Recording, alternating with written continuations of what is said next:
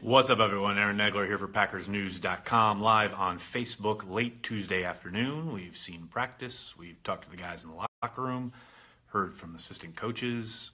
Thought I'd jump on here with you fine folks, the real people who, keep the lights on for PackersNews.com. And talk to you about what we saw today at the practice field, all the latest on the injury front, and take your questions, obviously. Good afternoon, Paul. Thanks for joining us. Jared, hello. Tommy, thanks for joining us. Obviously, I think the headline coming out of this morning's practice, or I guess it was just afternoon, new injuries popping up. Ty Montgomery sat out with what would only be described later as a lower leg injury. Neither he nor the team will get into specifics. Obviously, we'll try and ask Mike tomorrow morning. I doubt he'll be very forthcoming. And then Josh Jones injured his right foot and or ankle early on in practice, was put on a cart where they gave him a bunch of ice and they took it away after a little while, and then they carted him away, presumably for treatment.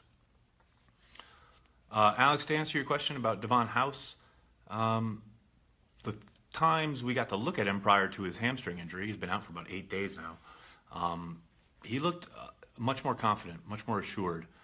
The guy I remember from that final year in Green Bay, while having the physical tools to compete, which he obviously used, didn't always seem so sure of himself. I think he's carrying himself very much like a veteran and seems very confident in this system. I think going and playing down in Jacksonville, while it didn't end well for him, I think that kind of maybe helped kind of focus him as far as knowing where his strengths are, knowing what he's good at. He's looked very, very solid in the practices that we've seen. Conditioning coaches again, James. Okay, I'm going to address this now, and then I'll just reference it back every time someone says something about it during the live stream here. I've mentioned it on Twitter.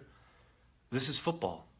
Guys get injured every year, and the Packers are no worse off, or the conditioning staff, the strength and conditioning staff is not to blame for the injuries. Football is to blame for the injuries.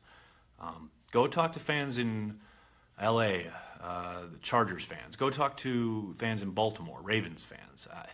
Go talk to fans all around the league. There are teams that are already way, way worse off than the Green Bay Packers are so far this season. And as far as the old tired refrain, oh, they're always injured, they're so much more injured than everybody else, that's strictly not true, especially in the last few years. They've been averaging right kind of in the middle of the pack in regards to injuries, especially injuries to important players, starters, what have you, comparative to teams like the Bears, who have just been absolutely decimated. So I get that, we go through this every summer where training camp starts, the pads go on, the hitting starts, and then injuries happen, and fans freak out and get upset. But I'm sorry, guys, that's the game.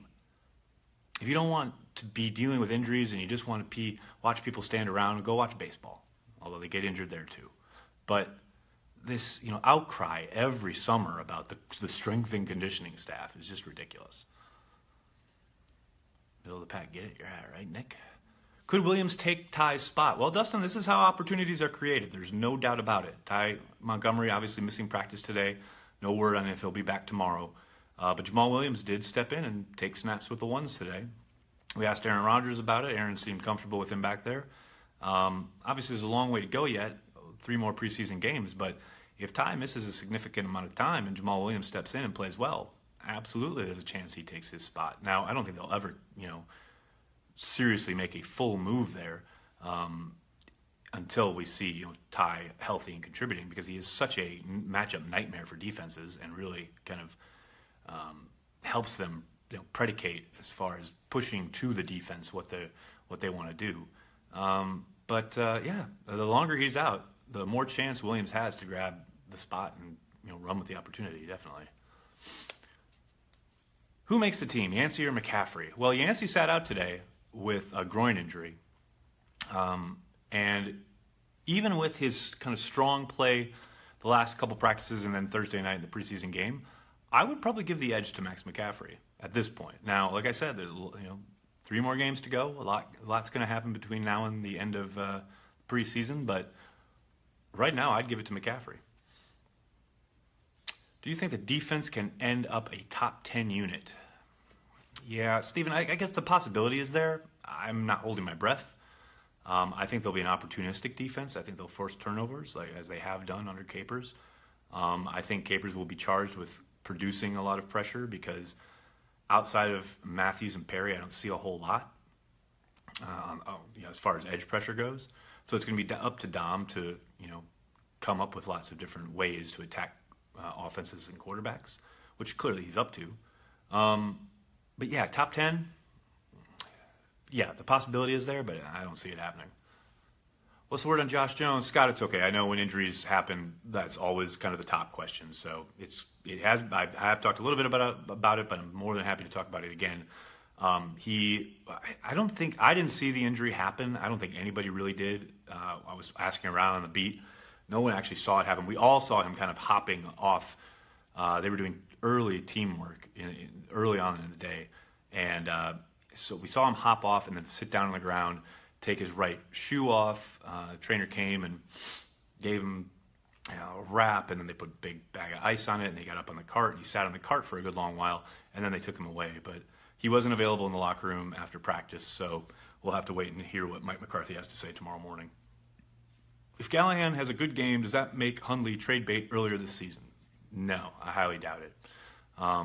Now, it's a possibility, but as I've stated before, the only way I could really see that happening is if a team, say like the Giants, a team that runs either the same system or a very similar system, suffers an injury to a starter, then maybe. Or even an injury to the backup, maybe then. But again, that's a very big if, and I don't see it happening outside of that. He's definitely, slated for shipping out next year. Any inside info on contract extensions? I wish. I've pushed too, and I've prodded and I've tried, but Ted Thompson keeps this place locked up pretty tight. And he is the ultimate decision maker, obviously, and he's the one he and Russ Ball are probably the only people who know what's going on that front. And, I've asked around, but I don't know those two gentlemen. And for whatever reason, they won't return my calls. So nothing yet. But I would encourage you all to read Pete Doherty's piece at PackersNews.com that went up overnight. It was in the paper this morning regarding the Packers and their the contract extension for Aaron Rodgers. Has to get done sooner rather than later for all the reasons Pete lists in the article. Most prevalent probably being that the closer they get to 1 year remaining on Rodgers' contract, the closer they get to a franchise tag, and at that point, Rodgers could ask for $100 million guaranteed and not be out of bounds. So, read the article because I thought it was excellent. Will there be an additional referee in the Washington game? I don't think so, Mike. Maybe. I haven't read anything like that though. Is Lowry leading in the battle with Clark? I don't think they're not really battling. Lowry plays almost strict defensive end while Clark is playing nose and a little 3 and 5 tech. It's not really a battle. Clark's going to be your nose in base, and then they will switch on and off probably with Daniels in that nickel package, but I wouldn't really say it's a battle. Long snapper, no good. Ha ha, Timothy. Well, Brett Good was out there today, and he was snapping, and Hart was out there snapping still. So the battle has commenced of the long snappers. When is the next game? Raymond, the next game is Saturday in Washington, D.C. against Dan Snyder's squad. Is Rodgers playing this week? David, we asked Aaron in the locker room after practice, and he said Mike hasn't said anything. The only kind of tip/hint we have so far is that Rodgers played a heck of a lot more with the ones today than he did last week prior to the Eagles game. Now, that could all switch tomorrow, and all of a sudden Hundley could be getting all the reps with the ones, and everything could be on line for Rodgers to sit again. We did ask Aaron, and he's fine with sitting for everything but the Denver game, like he did last year, where I believe he had 2 drives out in San Francisco, week 3 of the preseason. He's fine with that. But like I said, the reps today would indicate there's a possibility that we see Rodgers under center out in Washington on Saturday. Stay tuned. Do you see Bennett's comments about his brother sitting for the anthem as a distraction here? No, I don't. I think he's already really loved in the locker room, and that's pretty much all that matters. As far as all reactions to it, anything we write about it, I don't think that bothers anyone in the locker room one iota. Why didn't we call more run plays last week? Well, it's interesting. We asked Mike about that, and you got to remember a lot of what goes on. not just the preseason games, but at the line of scrimmage in these games is, the quarterback's reacting to what's presented to them. And Philadelphia played a ton of 8-man fronts, which as a quarterback, you're taught when you see a front that's advantageous to pass in, you're going to make some switches. So I think that happened a little bit. I think another part of the issue is, with Rodgers down and Sandlin hurt, they only had 2 kind of functional tight ends, along with Aaron Peck, but he was hurt as well. So I think they kind of shied away from any power formations, although you did see Carriage get a lot of usage, but we didn't see any Ripkowski. I think they saw what the Eagles were doing, and they just decided to go to the air a little bit more, just because that's what they wanted to work on. And you got to remember, it's not play calling in the preseason is very much about execution, seeing how you execute against various fronts, various obstacles, but it's not about game planning. They're certainly not going in outside of, okay, we want to work on X, Y, Z. They're not going in trying to beat the other team. They're trying to beat looks down by down, but it's not a question of like trying to sequence things where we're going to set up the run early to throw later on play action or anything like that. That's not preseason. What will happen to Richard Rodgers? Well, he's out there practicing, so who knows? I would think he's going to be okay. He's fighting through the finger injury, so he broke the finger. I did see him drop a pass today, which rarely happens. So you got to wonder. That's playing with that break. It's got to affect his ability to catch the ball. How's Ladarius Gunter looking? I'll tell you what. Gunter had a really rough start to camp, but they've switched him to the star position, that slot spot, the last week or so. And just a little while ago, Dom Capers was kind of singing his praises in there. Now, that's a coach at the podium in training camp. You're going to get a lot of coaches speak about it, but he has looked better in the slot than he did on the perimeter. My one worry there is a lot of times teams, when they attack guys in the slot, will use really sudden athletes. I'm thinking of a guy like T.Y. Hilton or Sterling Shepard for the Giants. Those guys will give Gunter all sorts of trouble, and I can't even imagine them playing him in the slot on a dare. But so far, he's looked decent. Another year of Rodgers holding the ball too long in the pocket. It's possible, Lindsay, but you got to remember, for every one of those, throw it, when he gets sacked or has to throw it away or whatever, he also hits big plays because of it. Got to take the good with the bad. Gary, to answer your question about Hawkins with the ones, yep, he was on the outside opposite Kevin King with both Demarius Randall, who's still in the concussion protocol, and Devon House still out with a hamstring injury. That meant that on one side was King, on the other side was Hawkins, and Rollins was in the slot. Will King start week 1? No, I think we've got a long way to go yet. It's a possibility, but we'll see what happens with the injuries to Devon House and Demarius Randall, because I think that will go a long way to kind of setting how things shake out there.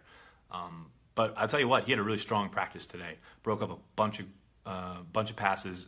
One, which really caught my eye, was a deep post by Devontae Adams that Aaron Rodgers zipped, kind of low line. It wasn't one of those lofting balls, and I thought he had him beat. And King undercut the route at just the last second to knock it away. It was big time pass deflection, and that's what you want to see. A guy who's mixing it up and down in, down out. As a corner, you got to have a short memory, and he's going to get thrown at. There will be some completions, and he did allow 1 or 2 completions underneath today, but he comes right back and gets right back in the mix, and I thought he had a really strong day of practice today. Injuries, Steven, yes, there are a lot. Is our defense going to hold us back? I don't think so. I think they'll be competitive. I think the main thing they have to do on defense is limit explosive plays. Capers has kind of talked about it. All the guys on the defensive side have talked about it.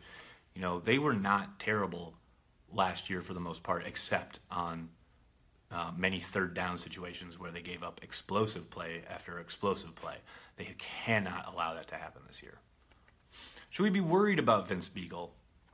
I don't know. I wouldn't be worried. I think there's a very good chance he starts on PUP, which would keep him out the first 6 weeks of the season.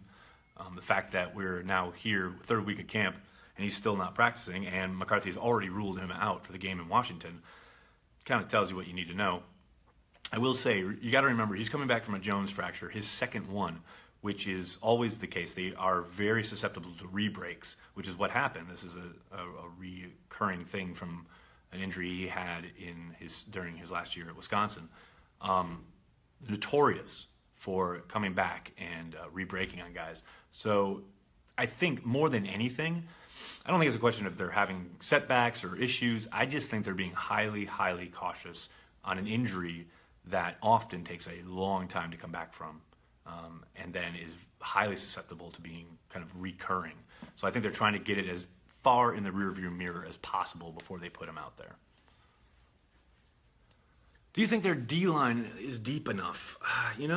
It's bordering on not being deep enough. I'll say that. I think they could get through a game, possibly a season, but it's perilously close to one more guy goes down. I think they're going to be in some trouble. But right now, I think they're okay.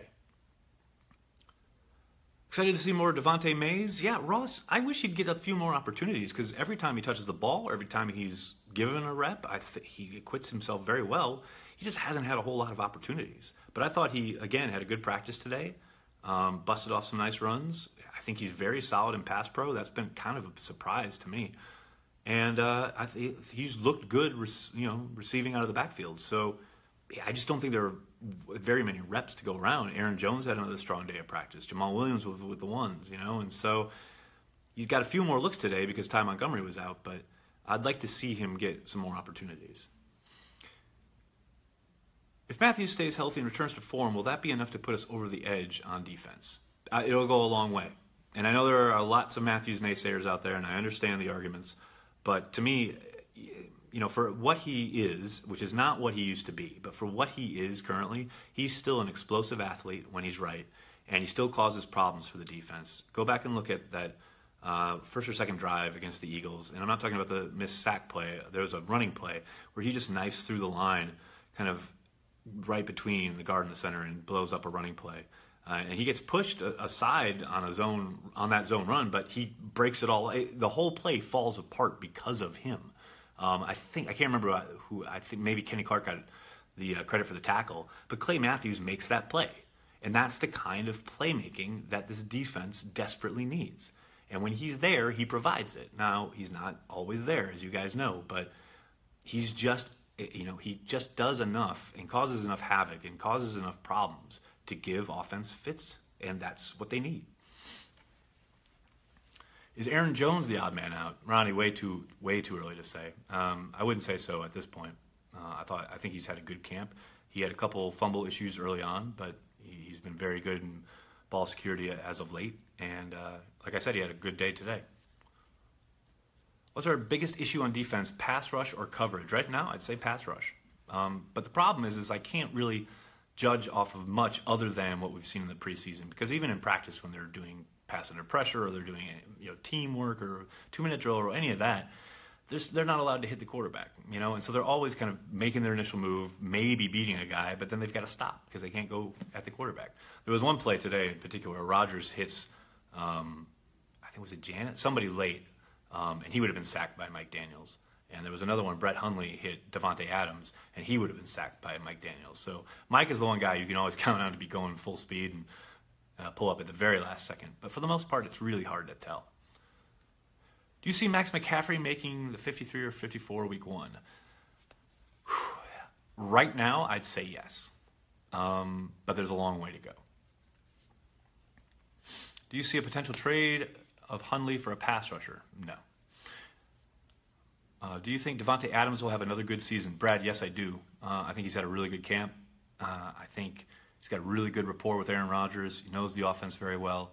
There's going to be a lot of balls going a lot of different places. So I don't know if he'll reach the exact same numbers, but I think overall he will have another strong season, yes, which will make it very interesting come the end of the season when it's contract negotiation time, as he is set to be a free agent next year. Which receivers out looking in? Anton, obviously I can't say 3 weeks sitting out, but 3 weeks out from final cutdown date. But right now, if Malachi Dupre misses a significant amount of time, which is possible, seeing as he's still in the concussion protocol and we did not see him today, and Yancey's out for any extended period of time. He sat out today's practice with a groin injury. If those guys sit out for a while, then I think that kind of makes your decision for you if you're the Packers. You put them on the practice squad and you kind of redshirt their season. But like I said, there's a long way to go. What does Aaron's next contract mean for the rest of our cap management when he re-signs for the record deal? Well, Mike, that's a big reason why the Packers have done the kind of cap maneuvering they've done this offseason. I know a lot of people get frustrated with the way that Ted and Russ operate offseason to offseason, rolling past caps over and then not spending all that money. But you got to think a big part of that is about making Rodgers' contract palpable. They're going to probably be giving him a whole large chunk of money up front, and then a good deal of money year by year that's going to put him in a very select range, if not the highest echelon, and they're going to need the cap space to do it. I think what they're doing now is ensuring that their cap is healthy enough to be able to stand not only the signing of Rodgers, but then to be able to maneuver and do things like re-sign Devontae Adams and or bring back Corey Linsley, or get Clinton Dix extended, get Lane Taylor extended. Those are all things that have to get done probably within the next 12 months, 12 to 18 months. And ensuring that they have the cap flexibility to do it is paramount. Do you think Rodgers will ever take a discount similar to Brady? No, because as Aaron himself pointed out this summer, he doesn't have a Giselle sitting at home. And there's all sorts of conjecture and speculation about things that happen in New England as far as Robert Kraft investing in Brady's businesses and things of that nature. So, but that's all here's scuttlebutt, as it were. How about a team-friendly contract? Wow, lots of people asking for team-friendly contracts. Would you guys take a team-friendly contract from your employer? Didn't think so. How's King looking today? I said a little while ago, but I'll say I thought he had a really strong day of practice today. A couple nice pass breakups. Really sticking with his guys. Good job in zone. Thought he was good. And he had added responsibility today of being the paired with Janis as the number one gunners in punt coverage. It bodes well for the young man. Doug, I'm assuming you're responding to the question, would you take a team-friendly deal contract from your employer? No, I don't think most people would. Center, who's working at center? Paul, good question. Today, obviously Linsley, and then they had kind of a smorgasbord of guys. I saw Murphy in there. I saw Amicia in there. Simon, hi from Maryland. Hi. But make sure you check Camp Insider. I don't know if Tom or Pete are doing it tonight, but either one, they'll have it. They'll have it. Rodgers is the team, don't at me. Well, yeah, sure, Alex. He is the team, of course. As one executive in personnel told me, if it wasn't for Aaron, we'd all have been out of a job a long time ago. They know how valuable he is. There's no question. Do you think any of the rookie running backs will have an impact? Travis, I do, and I think Jamal Williams will have one sooner rather than later. Who's likely to fill in for Lang? Noah, that's Jahari Evans, the free agent pickup from New Orleans. He has been starting from day one in camp, and he's looked excellent. What's the news on injuries? Not a whole lot other than there's some new ones. Ty Montgomery sat out today with a lower leg injury, and Josh Jones hurt himself some kind of ankle and or foot injury, but he wasn't available after practice, so we'll have to talk to Mike McCarthy tomorrow morning. Hawkins looking good with the ones? No? I don't know. I thought he had an okay day Thursday night, and then today he was thrown out there at right corner, and they picked on him a little bit. I think he's right on the cusp. I think there are times you see him get beat on certain routes, and you think, I don't see it happening. I don't see the light turning on, and then he'll come back and make a play on a ball, or like he got beat deep today, but he made a last-ditch kind of pass breakup. And you think, okay, maybe, the athleticism's there. Maybe he could stick. But, man, I don't know. He's really up and down.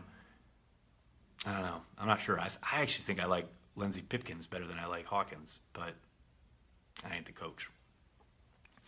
Ryan Matthews a possibility? No. That's just not how they operate. I know I got a lot of questions about it today on Twitter. But the Packers aren't going to go pay a veteran running back, go pick him up in the middle of camp when they've been working, so hard to get these young guys up to speed. Is it beer 30 yet? Paul, almost. Who's the most consistent corner? Well, it was Devon House prior to his getting injured, but right now, I'd say Rollins, probably. J-Ron had a great camp 2 years ago. Where is his pass rush? That's a great question. And that was my question when they brought him back, on the 2-year deal.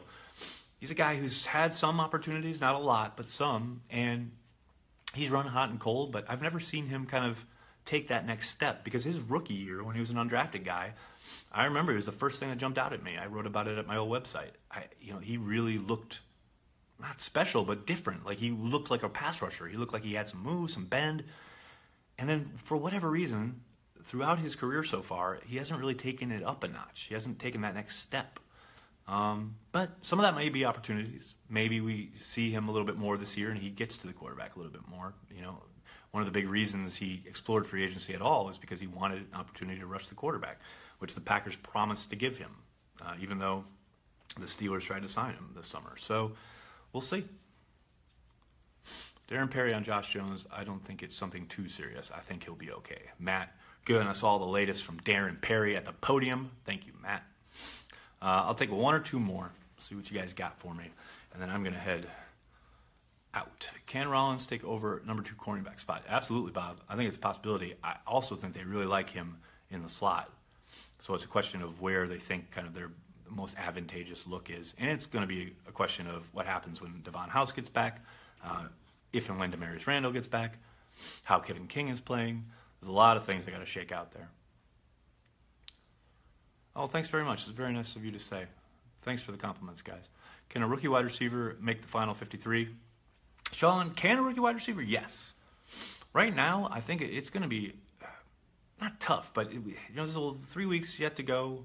Anything can happen, but with the injuries now and Max McCaffrey playing as well as he is, there's a chance that none of the rookie receivers are on the squad, and maybe 1 or 2 of them end up on the practice squad. How can I get your job, Andrew? Work hard, pay your dues. Will all these receivers make it to practice squad or stolen? Ward, yeah, that's a good question, because it comes up every year. Every year, there's a camp darling or a guy who makes a lot of plays. And I remember last year fans getting all upset and thinking that Geronimo Allison was going to get stolen, and then he made it through waivers just fine.